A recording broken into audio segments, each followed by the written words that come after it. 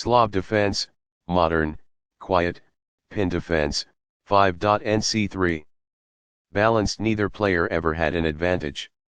That game was pretty competitive. Both players had an amazing opening. That was an incredible middle game by both players. Opening with the queen's pawn. The move d5 establishes control over the e4 square, frees up the light-squared bishop, and builds a presence in the center.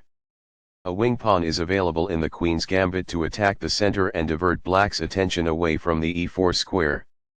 The d5 pawn is supported by c6 in the Slav defense. The d4 pawn is safeguarded and under control thanks to nf3. nf6 controls the e4 square, advances the knight toward the center, and strengthens the d5 pawn.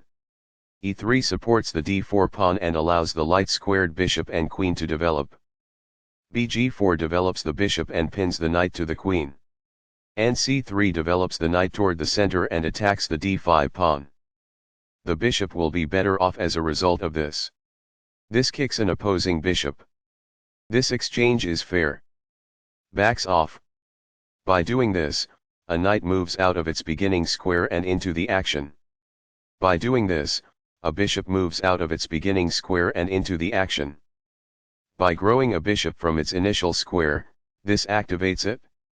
By doing this, a bishop moves out of its beginning square and into the action. Castling gets the king to a safer square, out of the center of the board, while also developing a rook. Castling kingside tends to be safer because the king is further from the center. A pawn kicks the opposing bishop, forcing it to move or risk being captured. This move puts the bishop on a safer square. It is the last book move. It is a fair deal after all captures. That's good. There were worse maneuvers, but there were also much better ones. It is incorrect. Now that the rooks can see one another, they can defend one another. It is quite good.